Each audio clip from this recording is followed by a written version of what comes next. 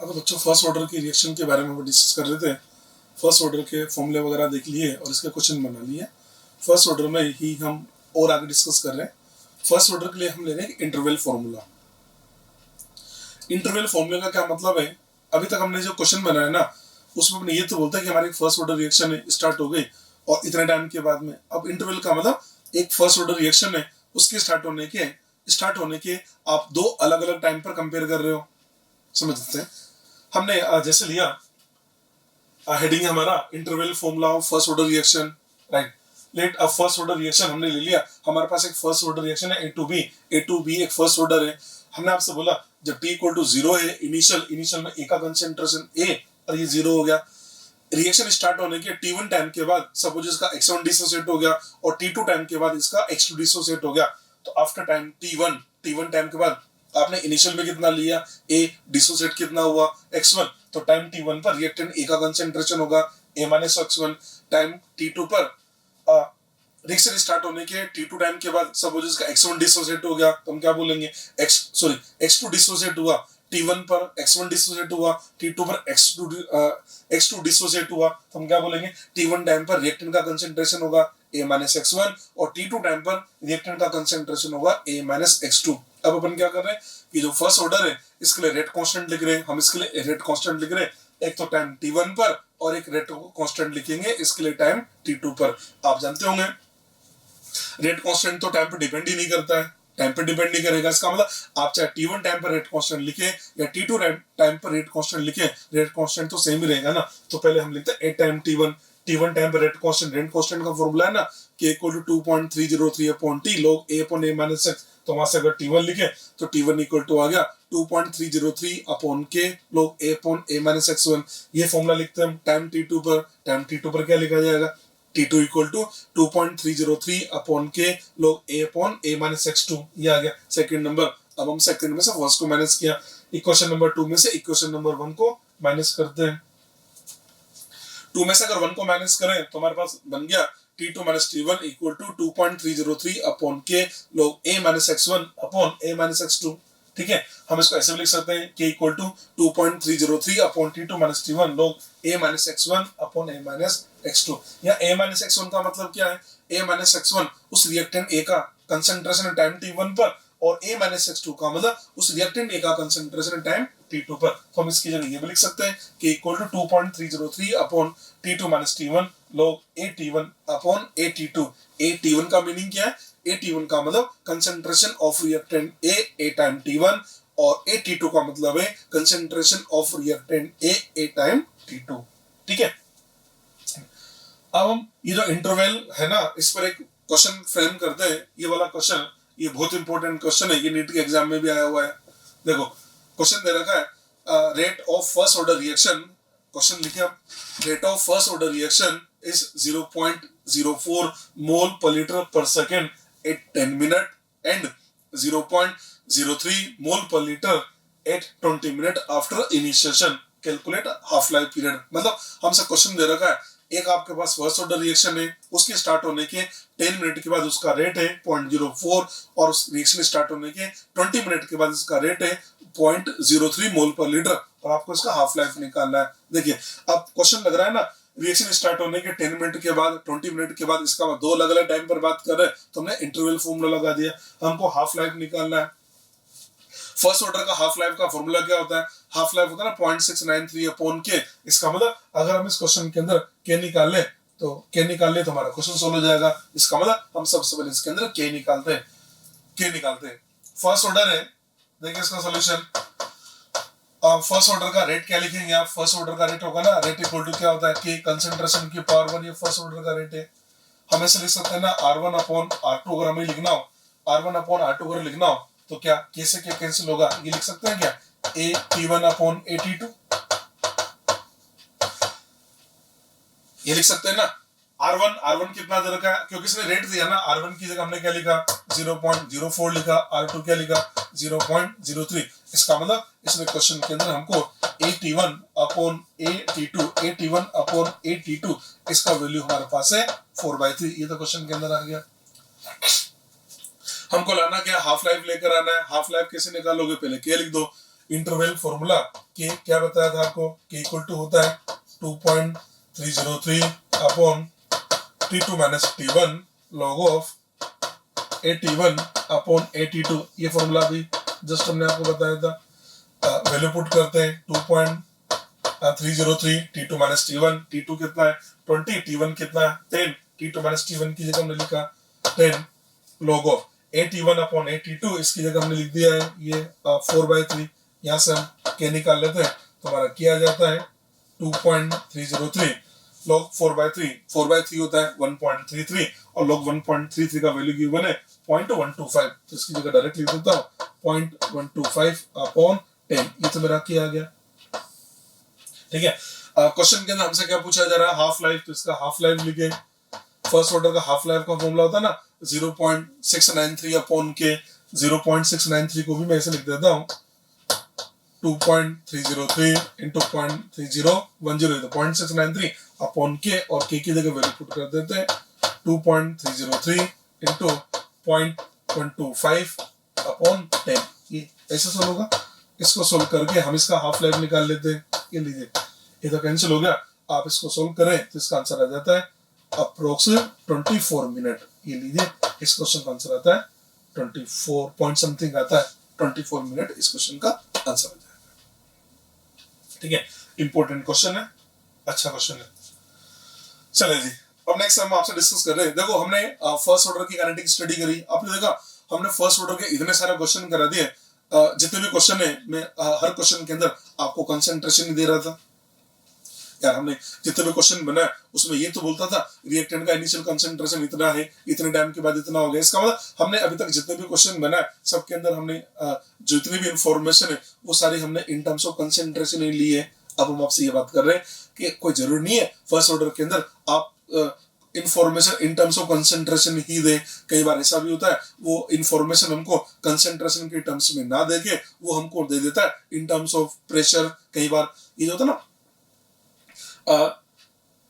ये जो optically active compound होते हैं, जैसे इन्वर्जन ऑफ केन शुगर, ये ऑप्टिकली एक्टिव कंपाउंड होता है। तो ऑप्टिकली एक्टिव कंपाउंड की जब हम काइनेटिक स्टडी करते हैं ना, तो वहां पर हमको देते हैं एंगल ऑफ रोटेशन। तो कई बार हमको ये इंफॉर्मेशन एंगल ऑफ रोटेशन के टर्म में दे देता है, और कई बार हमको ये रिएक्टेंट प्रोडक्ट का वॉल्यूम भी दे देता है। इसका मतलब हम जब फर्स्ट ऑर्डर के क्वेश्चन बनाते हैं तो एक इंफॉर्मेशन किसकी टर्म में दे सकता है, नंबर एक ये हमको दे सकता है इन टर्म्स ऑफ कंसंट्रेशन। ऐसे वाले क्वेश्चन हमने बना लिए।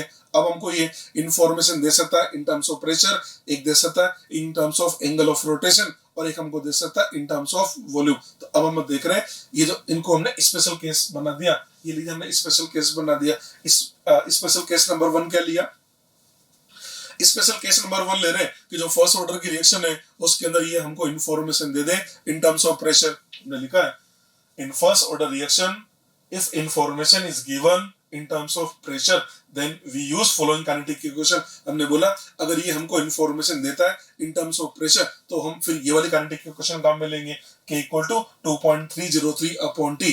आप देखो जब हमको ये कंसंट्रेशन देता था तो रेट कांस्टेंट का फॉर्मूला हमने क्या लिखा था, k equal to 2.303 upon t। Log a upon a minus a को क्या बोलते थे, initial concentration, a minus x होता था टाइम t का कंसंट्रेशन। बिल्कुल एग्जैक्टली वही फॉर्मूला लिख दिया, k equal to 2.303 upon t। Log a की जगह लिखा हमने p नॉट, वहां a को क्या बोलता था इनिशियल कंसंट्रेशन, यहाँ p नॉट को बोल दिया इनिशियल प्रेशर ऑफ रिएक्टेंट। वहां नीचे क्या लिखता था a माइनस x को बोलता था हमें टाइम t पर रिएक्टेंट का कंसंट्रेशन। यहाँ पर क्या लिखा पीटी, और पीटी को बोल दिया मैंने pressure of reactant A time T. मतलब एग्जैक्टली वो का वो फॉर्मूला है, बस उसमें होता था a upon a minus x, ऊपर लिखते थे इनिशियल कंसंट्रेशन, नीचे लिखते थे टाइम टी पर कंसंट्रेशन। इसकी जगह मैंने क्या लिखा, यहाँ लिख दिया इनिशियल प्रेशर ऑफ रिएक्टेंट, और यहाँ लिखा टाइम टी का प्रेशर। इस बात का ध्यान रखना, टाइम टी का जो प्रेशर है वो रिएक्टेंट का ले रखा है, टोटल नहीं ले रखा है। मैंने लिखा प्रेशर ऑफ रिएक्टेंट मतलब जो पीटी है ना, वो पीटी किसका प्रेशर है, वो टाइम टी पर प्रेशर तो है, पर टाइम टी पर प्रेशर है रिएक्टेंट का प्रेशर। ठीक है, चलिए ये तो हमने फॉर्मूला लिखा। इसको एक एग्जांपल के थ्रू हम आपको समझाते हैं।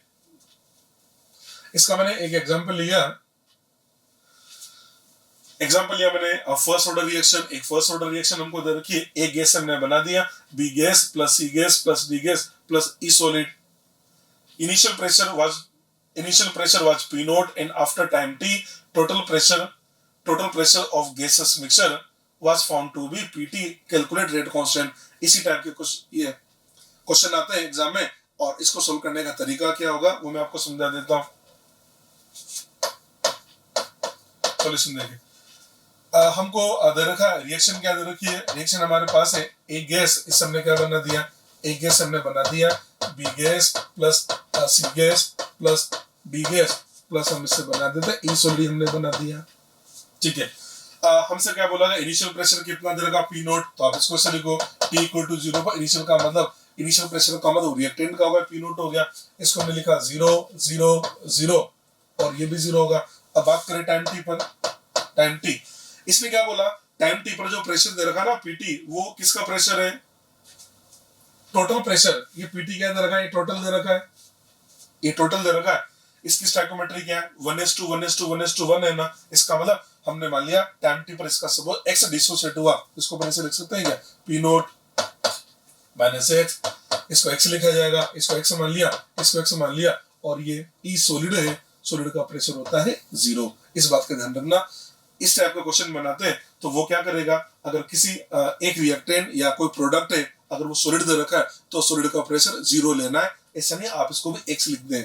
ये क्वेश्चन के अंदर ध्यान रखें, या इसका मतलब जब क्वेश्चन आए तो अच्छे से देख लेना कि ऐसा तो नहीं है किसी प्रोडक्ट को उसने सॉलिड दे दिया, अगर कोई प्रोडक्ट सॉलिड स्टेट में तो हम बोलते हैं ना सॉलिड का प्रेशर तो नेग्लिजिबल होता है, तो सॉलिड का प्रेशर हमने 0 ले रखा है। इसने क्या बोला, टाइम टी पर टोटल, टोटल का मतलब P naught minus X X X X इन सब का जो सम है वो दे रखा हमको पीटी, तो हम इसको से लिख सकते हैं ना P naught minus X plus X plus X plus X equal to PT, P naught minus X. ठीक है, इसको सोल्व करें, इसको सोल्व करें, एक्स का वैल्यू कितना आ रहा है, एक्स हमारे पास आ रहा है PT minus P naught upon 2, ये हमारे पास एक्स आ गया। ठीक है, हम यहाँ तक पहुंच गए। हमको लिखना क्या है कि अब इसका रेट कांस्टेंट का फॉर्मूले की बात करें, रेट कांस्टेंट का फॉर्मूला क्या लिखा जाएगा, रेट कांस्टेंट होता है ना फर्स्ट ऑर्डर के लिए k equal to 2.303 upon t log of p naught upon pt, ये बेसिक फॉर्मूला लिखा मैंने। ठीक है, वैल्यू पुट करें तो ये बन जाएगा 2.303 टाइम t पर निकालना है log of p not, initial में p नॉट ही दे रखा अपॉन pt, आप देख सकते हैं pt का मतलब क्या हुआ, pt का मतलब टाइम t पर रिएक्टेंट का प्रेशर, और टाइम t पर रिएक्टेंट का प्रेशर कितना है, ये तो p नॉट माइनस x है ना, ये तो पी नोट माइनस एक्स है ना, इसका मतलब इसकी जगह मेरे को क्या लिखना चाहिए था, ये पीटी की जगह लिख दूं क्या पी नोट माइनस एक्स, ये लीजिए पी नोट माइनस एक्स। ठीक है, और आप देख पा रहे हैं ये आ गया, और क्वेश्चन के अंदर एक्स तो अननोन है और हमने एक्स का वैल्यू निकाल लिया, एक्स की वैल्यू क्या आ रही हमारे पास में, एक्स आ रहा है हमारे पास PT minus P naught upon 2, तो हम इस एक्स की वैल्यू पुट करें तो हमारा रेट कांस्टेंट का फॉर्मूला बनता है k equal to 2.303 upon t log of P naught upon P naught minus X की जगह मैंने रख दिया PT minus P naught upon 2। इसको सोल्व करें, सोल्व करके हम k का वैल्यू कैलकुलेट करें तो k हमारे पास आता है 2.303 अपॉन t log ऑफ 2, ये बन जाएगा 2p नोट अपॉन, इसको लिखा है 2p नोट और प्लस 3p नोट, ये बन गया भैया 3p नोट माइनस pt, ये इसका रेट कांस्टेंट का फॉर्मूला बन गया। इस टाइप के क्वेश्चन आ जाते हैं। ठीक है, तो कई बार क्या करता है वो डायरेक्ट फॉर्मूला ही पूछ लेता है, इस टाइप से ऑप्शन बना के दे देगा, और हम लोग क्या करते हैं वो जो बेसिक फॉर्मूला है ना k equal to 2.303 upon t P naught upon P naught, मैंने वो तो एक बेसिक फॉर्मूला है, इसको सोल्व करने का ये मेथड हो गया। ठीक है जी, ये तो हमने क्या किया, ये तो हमने एक फॉर्मूला बना लिया, अब हम इस पर एक क्वेश्चन भी बनाते हैं। देखो नेक्स्ट क्वेश्चन ले रहे हैं, प्रेशर के ऊपर ही बना रहे हैं, प्रेशर बहुत इंपॉर्टेंट है। In a gases phase first order reaction, in a gases phase first order reaction, ऐसे हमने बी प्लस सी बना दिया, इसने मेंशन कर दिया गैसेस फेज, इसका मतलब इसके अंदर ए बी और सी इन तीनों का फिजिकल स्टेट गैस है। चलिए, initial pressure is 200 mmHg, after 20 minute pressure was found to be 250 mmHg। Question में क्या दे रखा है, पहला तो इसमें बोल दिया गैसेज है, इसका सभी का फिजिकल स्टेट गैस हो गया। दूसरी बात, इनिशियल प्रेशर कितना दे रखा है 200 mmHg, 20 मिनट के बाद प्रेशर हमको दे रखा है 250 mmHg। कैलकुलेट क्या करना है, नंबर 1 रेट कांस्टेंट और दूसरा निकालना है हाफ लाइफ, तो के आ जाएगा, तो हाफ लाइफ तो अपने आप समझ आ जाएगा। सोल्व करते हैं। देखो रिएक्शन हमको दे रखा है, एस हमने क्या बना लिया, एस हमने बना दिया, बी प्लस सी बना दिया, बिल्कुल वही मेथड है। टी इक्वल टू 0, इनिशियल में कितना दे रखा है 200, ये 0 0 होगा। कितने टाइम के बाद, 20 मिनट के बाद, ये लीजिए 20 मिनट के बाद, 20 मिनट के बाद आप इसको लिखेंगे 200 माइनस एक्स, ये एक्स होगा और ये एक्स होगा। अगर यहाँ 2a होता ना, अगर यहाँ 2a होता तो मैं पता क्या लिखता, 200 माइनस 2x लिखता। ठीक है, चलो जी आगे बढ़ते हैं।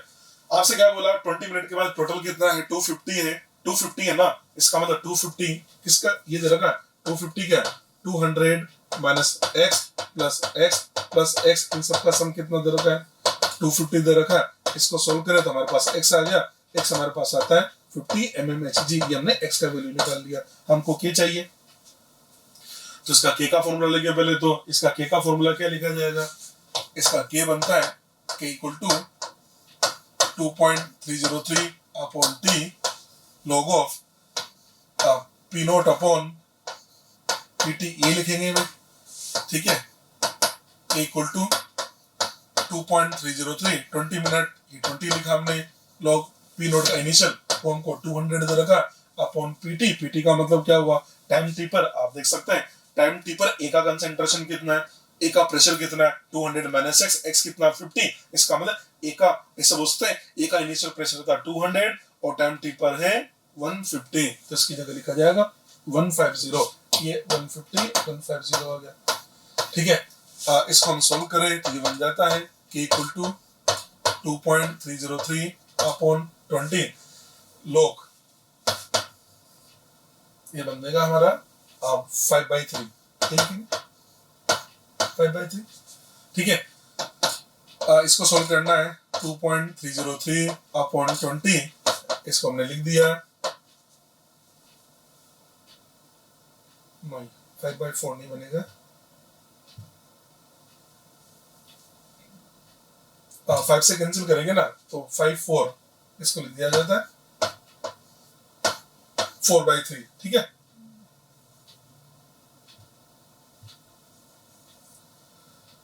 फोर बाई थ्री, तो इसको सोल्व करें तो ये लिख दिया, लिखा हमने log 4 minus log 3, k equal to 2.303 upon 20 log 4, log 4 होता है 0.60 माइनस log 3 होता है आपका 0.48, तो सोल्व करें ये देगा हमको 2.303, 0.60 में से माइनस किया हमने 0.48, ये बनता है 0.48, 0.12 अपॉन 20 के आंसर आ जाएगा मिनट इनवर्स के अंदर। ठीक है, ये तुमने क्या निकाल लिया। सेकंड हमसे क्या पूछ रहा है, हाफ लाइफ, हाफ लाइफ भी तो पूछा जा रहा है ना। हाफ लाइफ के लिए क्या लिखा जाए, 0.693 को लिखा हमने 2.303 इंटू 0.30 अपॉन के, और के की जगह रख देते हैं 2.303 इंटू 0.12, ये 20, इतने मिनट आ जाएगा। इसको भी सोल्व करके देख लेते हैं। ठीक है, ये बना 600 अपॉन 12, 600 अपॉन 12 मिनट। ठीक है, इसको सोल्व करेंगे तो ये हमको आंसर दे देता है। ठीक है जी, एक क्वेश्चन और बनाते हैं। नेक्स्ट क्वेश्चन है, क्वेश्चन देखिए पहले तो,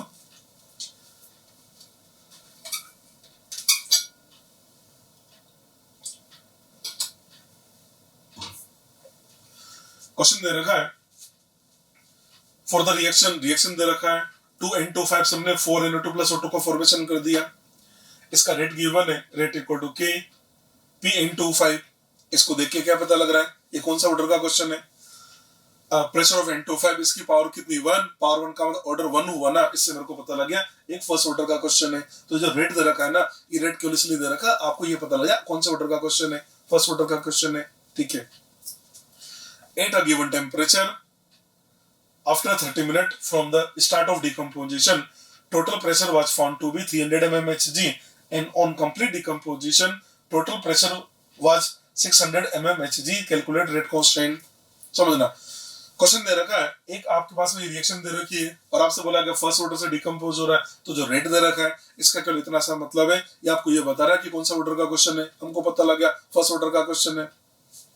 चलिए जी, फर्स्ट ऑर्डर का क्वेश्चन है। अब क्वेश्चन के अंदर क्या दे रखा है कि रिएक्शन स्टार्ट होने के 30 मिनट बाद, इनिशियल नहीं दिया, अभी तक जितने भी प्रेशर के क्वेश्चन थे उसके अंदर मैं आपको इनिशियल प्रेशर देता था। ये क्वेश्चन क्या है, ये क्वेश्चन हमको दे रखा है, क्वेश्चन ये दे रखा है रिएक्शन स्टार्ट होने के 30 मिनट के बाद प्रेशर हमारा 300 mmHg है और रिएक्शन कंप्लीट होने के बाद प्रेशर हमारा 600 mmHg दे रखा है। हमसे बोला गया रेट कांस्टेंट कितना होगा। मतलब इसके अंदर अभी तक जितने भी क्वेश्चन बनाता था मैं उसके अंदर आपको इनिशियल प्रेशर देता था, पर इस क्वेश्चन के अंदर इनिशियल ना देके एक तो मैंने आपको दिया 30 मिनट के बाद, एक दिया रिएक्शन कंप्लीट होने के बाद। देखते हैं इस क्वेश्चन को सोल्व कैसे करेंगे, बहुत ही बढ़िया क्वेश्चन है ये।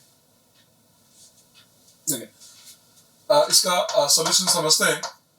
रिएक्शन हमको दे रखा है 2N2 से हमने बना दिया है 4NO2 प्लस O2 बना दिया है। ठीक है, हमने बोला कि जब भाई T इक्वल टू 0 है, इनिशियल प्रेशर मेरा P नोट है, तो ये 0 होगा। 30 मिनट के बाद क्या लिखेंगे आप? 30 मिनट के बाद इसको क्या लिखा जाएगा? P नोट माइनस 2x और ये क्या बनेगा 4x और ये बनेगा 4, ये बनेगा x। स्टोइकोमेट्री है ना इसका 2 4 1, तो P नोट माइनस 2x, इसको आपने लिखा 4x और x बनेगा। और साथ में क्या बोला, कंप्लीट का मतलब एट द एंड में आप जानते हैं एंड में क्या होगा, रिएक्टेंट आपका 0 हो जाएगा।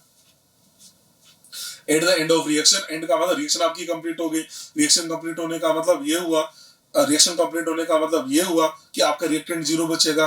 आपके दिमाग में चल रहा होगा कि सर आपने तो बोला था कि फर्स्ट ऑर्डर तो कभी कंप्लीट ही नहीं होती है। तो जब ऐसे क्वेश्चन आते हैं ना ऑन कंप्लीट डिकम्पोजिशन, तो इसका मतलब हम ऐसे क्वेश्चन के अंदर 99.9 को ही कंप्लीट डिकम्पोजिशन मान के क्वेश्चन को सोल्व कर लेते हैं। इसका ये तो कितना बचेगा 0। अब यहाँ 4x, देखो ये 0 कब होगा इसको समझना, ये 0 कब होगा, ये P नोट माइनस 2x है ना, तो ये 0 कब होगा जब आप इस 2x की जगह P नोट लिखेंगे तभी तो 0 होगा। अरे यार ये जो 2x है इसकी जगह क्या लिखे P नोट, तभी तो P note minus P note 0 आएगा, नहीं आएगा। इससे मेरे को पता लग गया 2x का वैल्यू कितना है, P नोट यहाँ तो 4x है, अगर यहाँ 4x है तो यार यहाँ 2 P नोट लिखा जाएगा ना, और यहाँ x है तो यहाँ लिखूंगा मैं P नोट अपॉन 2। ये पॉइंट समझ में, ये स्टेप बहुत इंपॉर्टेंट है। क्वेश्चन के अंदर क्या दे रखा है, क्वेश्चन के अंदर दे रखा है 30 मिनट के बाद प्रेशर कितना है, 30 मिनट के बाद प्रेशर कितना है 300 mmHg और एंड में दे रखा है 600 mmHg। पर हम यहाँ देखें तो एंड में प्रेशर कितना है, एंड में प्रेशर है 2P note plus P note upon 2, ये तो एंड है ना, और ये कितना दे रखा है 600 दे रखा है। इसको सोल्व करें तो ये क्या बनेगा 2 2 जा 4, ये हमने लिखा 5P note upon 2 equal to है 600। यहाँ से हम P नोट का वैल्यू निकाल लेते हैं तो P नोट आ जाएगा हमारा 1200 अपॉन 5 mmHg, ये तो हमारे पास में आ जाएगा P नोट। ठीक है, अब हमको x भी लाना पड़ेगा। अब x कैसे लाए, 30 मिनट के बाद आप इधर देखें 30 मिनट के बाद प्रेशर कितना है P note minus 2x plus 4x plus x, यही है ना, और इसका वैल्यू दे रखा क्वेश्चन के अंदर 300। P नोट की जगह आप क्या रखेंगे, P नोट की जगह रखा आपने 1200 अपॉन 5, तो P नोट आ गया।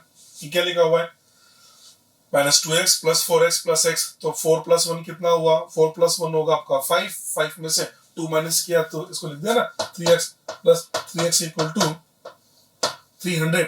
यहाँ से हमने 3x का वैल्यू कैलकुलेट कर लिया, 3x equal to 300 minus 1200 upon 5, हमको x चाहिए ना।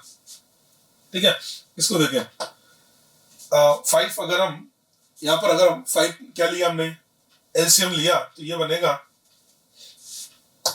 1500 माइनस 1200 डिवाइडेड बाई 5। ठीक है, तो इसको लिखा जा सकता है 300 अपॉन 5, 300 अपॉन 5 और 3 से इधर हमने डिवाइड कर दिया तो ये बनेगा 100 अपॉन 5 को बोला हमने 20 mmHg। ये लीजिए ये 20 mmHg, ये हम यहाँ तक पहुंच गए।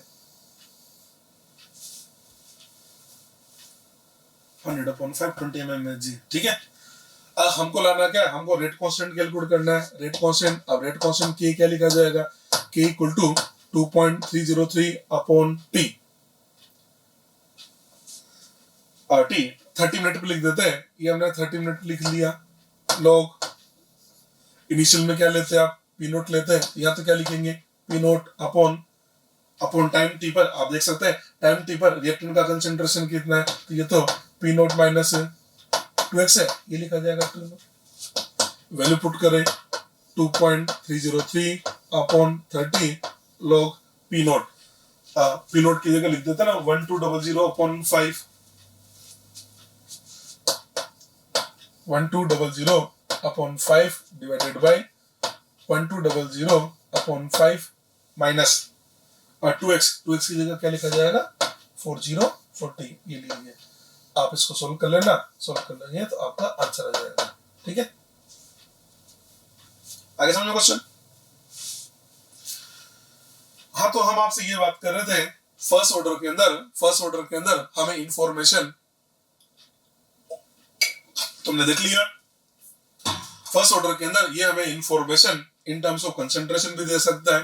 फर्स्ट ऑर्डर के अंदर हमें ये information in terms of pressure भी दे सकता है, और प्रेशर के तो मैंने आपको 2-3 क्वेश्चन भी बना दिए, और तीनों क्वेश्चन बहुत ही शानदार थे।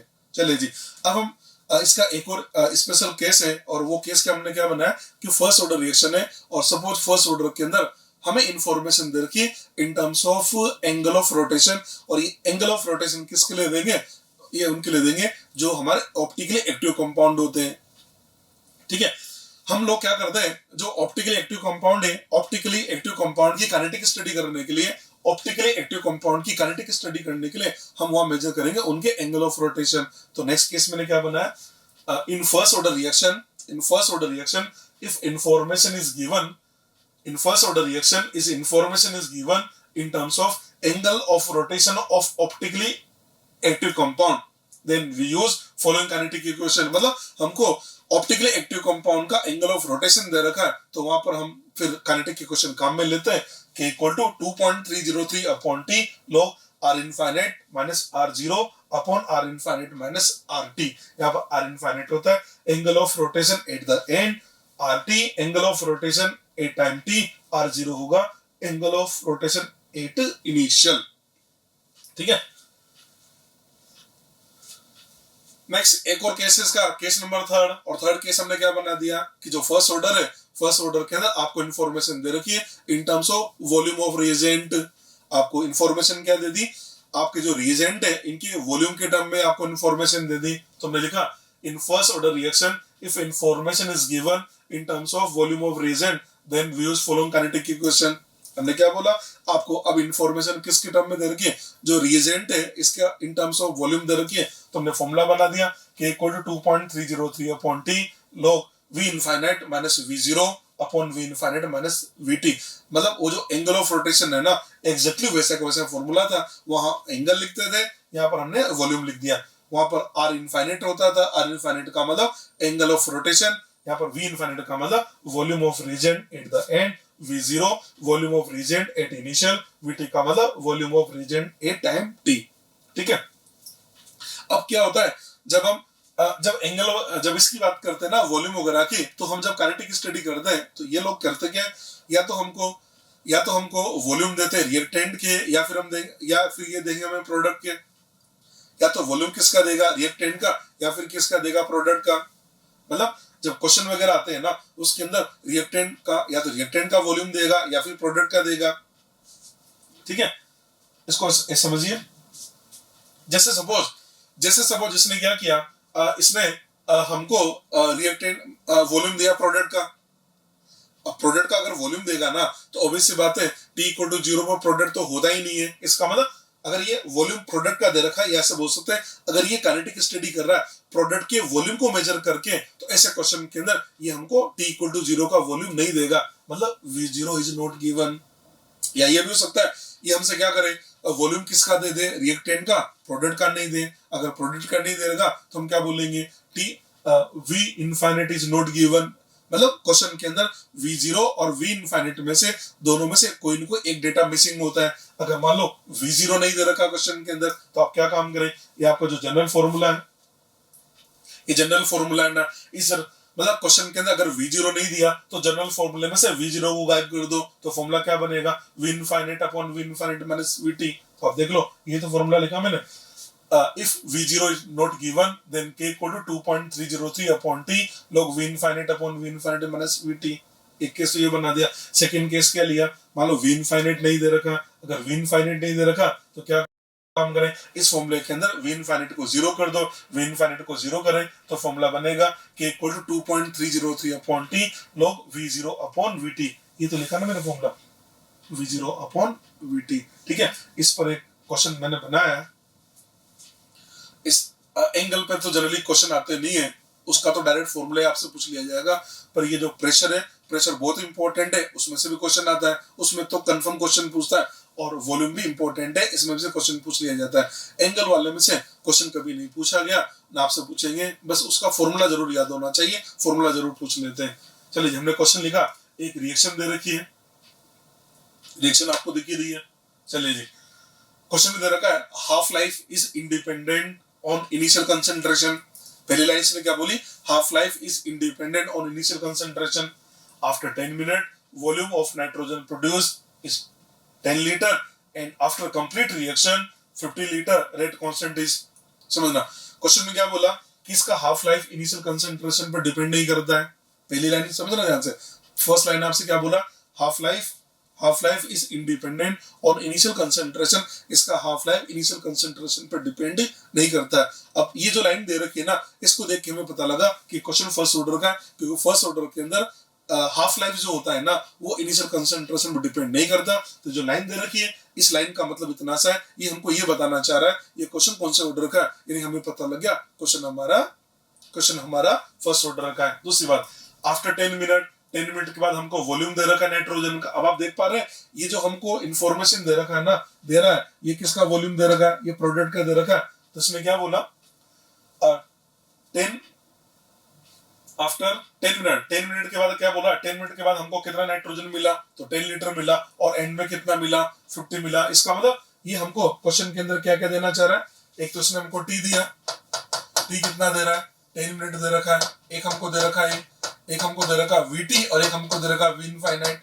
वीटी कितना दे रखा है, वीटी हमारे पास है 10 लीटर, और वी इनफाइनाइट का एंड में हमको दे रखा है ये 50 लीटर ये दे रखा है, और क्वेश्चन के अंदर v0 नहीं दे रखा है। और मैंने आपसे बोला था अगर जो नहीं दे उसको आपको 0 लेना है, तो रेट कांस्टेंट के फॉर्मूले में लिखा जाएगा, rate constant k equal to क्या लिखोगे, इसमें जो ऑप्शन बना के दे वो सब किस में दे रखे हमको, ई बेस में, तो हम भी फॉर्मूला ई बेस में लगा देते हैं। ये लिख दिया जाएगा 1/10 नेचुरल लॉग v0 0 है, तो फॉर्मूला क्या बनेगा, v इनफाइनाइट, ये v infinite upon v infinite minus vt, और vt की जगह लिखा हमने 10।